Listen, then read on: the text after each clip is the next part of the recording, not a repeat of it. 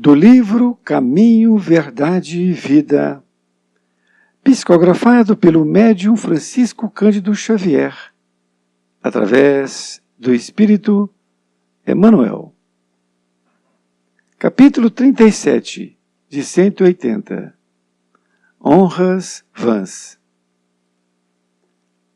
37 de 180. Honras vãs.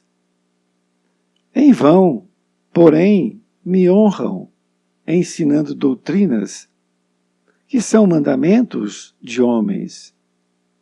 Jesus, Marcos, capítulo 7, versículo 7. A atualidade do cristianismo oferece-nos lições profundas relativamente à declaração acima mencionada. Ninguém duvida do sopro cristão que anima a civilização do Ocidente. Cumpre notar, contudo, que a essência cristã, em seus institutos, não passou de sopro, sem renovações substanciais. Porque, logo após o ministério divino do Mestre, vieram os homens e lavraram ordenações e decretos, na presunção de honrar o Cristo, semeando, em verdade, separatismo e destruição. Os últimos séculos estão cheios de figuras notáveis, de reis, de religiosos e políticos, que se afirmaram defensores do cristianismo e apóstolos de suas luzes. Todos eles escreveram ou ensinaram em nome de Jesus. Os príncipes expediram mandamentos famosos. Os clérigos publicaram bulas e compêndios. Os administradores organizaram leis célebres. No entanto, em vão procuram honrar o Salvador, ensinando doutrinas que são caprichos humanos, porquanto o mundo de agora ainda é campo de batalha das ideias, qual no tempo em que o Cristo veio pessoalmente a nós. Apenas com a diferença de que o farisaísmo, o templo, o sinédrio, o pretório e a corte de César possuem hoje outros nomes. Importa reconhecer, desse modo, que sobre o esforço de tantos anos é necessário renovar a compreensão geral e servir ao Senhor, não segundo os homens, mas de acordo com os seus próprios ensinamentos. Emanuel Pedro Leopoldo, 2 de setembro de 1948. Querido amigo, querida amiga, que bom estarmos juntos novamente, e agora nesse capítulo 37, que Emmanuel intitulou de Honras Vãs. Esse título aqui colocado por Emmanuel diz de honras vãs, ou seja, são honras que não valem de nada, que não têm sentido, e é o que ele vai dizer aqui agora. A palavra honrar significa dignificar, admirar, não é? Ter respeito. Então, aquele mandamento, que é o primeiro mandamento, um dos 10 mandamentos de Deus, que foi recebido por Moisés, honrar pai e mãe, não é? E é interessante que a palavra honrar naquela época não estava incluso amar, porque eles nem sabiam o que era amor, né? Jesus é que anos depois, séculos depois, veio trazer a palavra amor. Mas honrar significa admirar, dignificar, preservar, não é? Essa figura ou esse pensamento. Então, já nos 10 mandamentos, a palavra honrar já aparecia. Esse respeito que nós temos que ter para com os pais. E aqui, a palavra honrar aparece novamente. E o interessante é que ela aparece no Novo Testamento, quando Jesus diz, em vão, porém me honram, ensinando doutrinas que são mandamentos de homens. Ora, veja, esse versículo, ele foi dito, é anotado por Marcos. É interessante quando a gente pega um versículo e a gente vai no Novo Testamento. E aqui no Novo Testamento, no capítulo 7, diz Marcos que se juntaram ali, junto a eles, fariseus e escribas, que vinham até Jerusalém, não é? E aí viram que os discípulos de Jesus estavam comendo sem lavar as mãos. O lavar as mãos na época não tem o sentido de hoje, né? Hoje nós sabemos que temos que lavar as mãos para pegar uma comida e para almoçar e tal. Por quê? Porque nós sabemos dos micróbios, né? Podemos assim dizer, né? Bactérias e vírus que podem advir dessa falta de lavar as mãos, não é? Mas naquela época, primeiro que os judeus, eles comiam com as mãos, não é? E depois dos 10 mandamentos,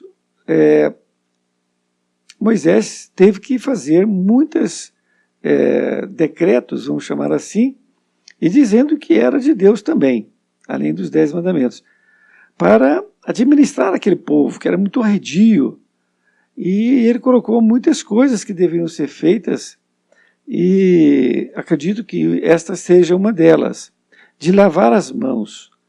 Mas colocou lavar as mãos como um sentido divino, como se fosse, não é, um ritual de lavar as mãos. E diz aqui no Evangelho que eles lavavam as mãos muitas vezes. E Jesus, aqui, dizendo, né, antes de falar o versículo 7, no versículo 5 diz assim, depois perguntaram-lhe os fariseus e os escribas, perguntaram a Jesus, né, os fariseus e escribas, eram os que mais batiam de frente com Jesus, não é? Perguntaram então, por que não andam os teus discípulos conforme a tradição dos antigos, mas comem o pão com as mãos por lavar? Ou seja, eles não estavam seguindo as tradições e comendo pão sem lavar as mãos. E ele responde assim, né? Respondeu dizendo-lhes, bem profetizou Isaías acerca de vós, hipócritas, como está escrito.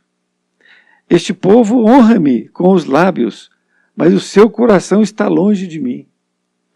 Então ele respondeu com uma frase que foi dita por Isaías, que foi do Velho Testamento, não é?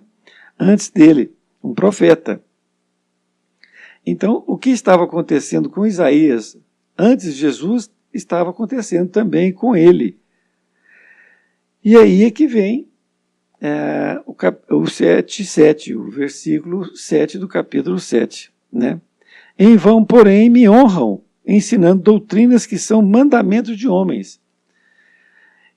Isto é, eles estavam querendo colocar esses mandamentos de homens, que são essas coisas que se colocaram e que não estava no Evangelho. Nem no Velho Testamento não era tão importante assim.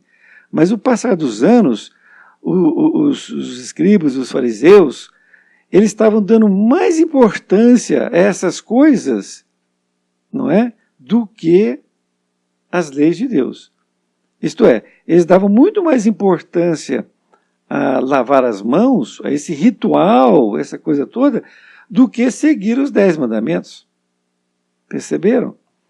Então, a coisa parece que é muito antiga, não é? E então, se nós pegarmos a época de Moisés, depois Jesus veio e falou isto, o que estava acontecendo com ele, aconteceu lá atrás.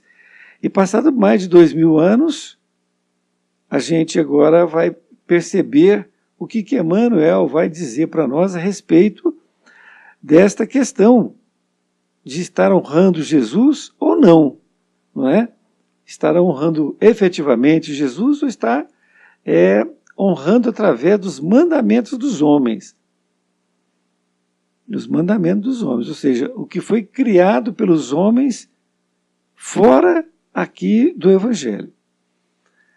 Então, Emmanuel começa a nos explicar. A atualidade do cristianismo oferece-nos lições profundas relativamente à declaração acima mencionada. E ele nos informa, ninguém duvida do sopro cristão que anima a civilização do Ocidente. Então, Jesus teve um maior alcance no Ocidente, não é? Hoje até tem cristãos também no Oriente, mas ainda a base cristã ela está no Ocidente. Isto é, ainda prevalece um grande sopro cristão no Ocidente. Na parte anterior, diz que ninguém duvida do sopro cristão que anima a civilização do Ocidente. Mas agora, né, cumpre notar, contudo, que a essência cristã em seus institutos não passou de sopro, sem renovações substanciais. Porque logo após o ministério divino do Mestre, vieram os homens e lavraram ordenações e decretos, na presunção de honrar o Cristo, semeando em verdade separatismo e destruição.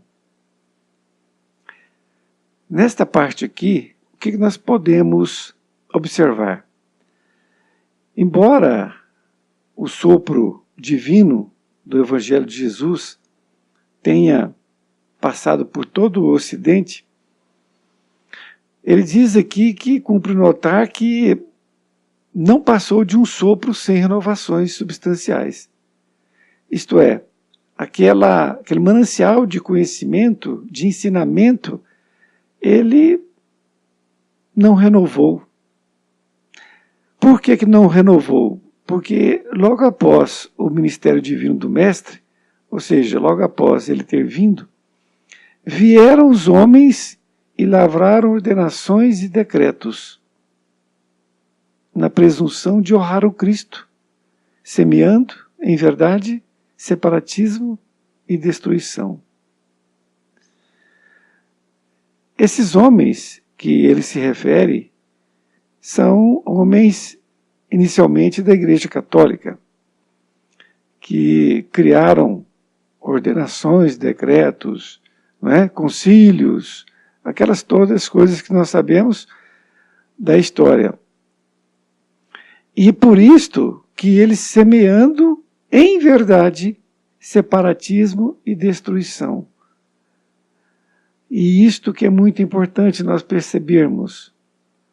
E me lembro aqui, quando Jesus, no Evangelho, conta que foi a transfiguração, que ele estava orando, e aí ele ficou somente luz.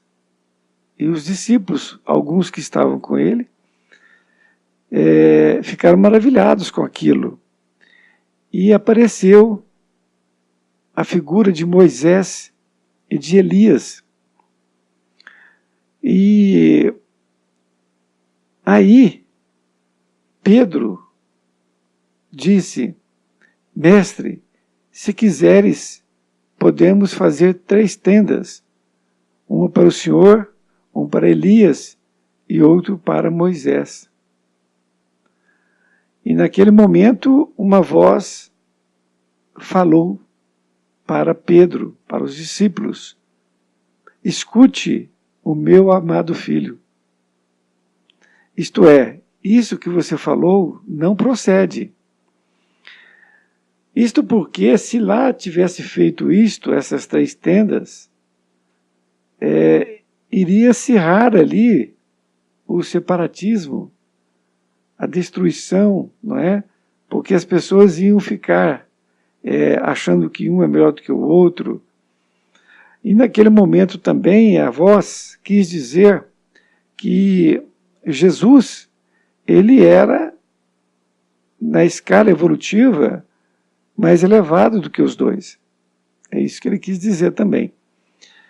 Então essa questão de colocar uma igreja é muito complicado, porque se você pensar que numa igreja, eu estou numa igreja, numa doutrina, e a minha é melhor do que a do outro, isto é separatismo.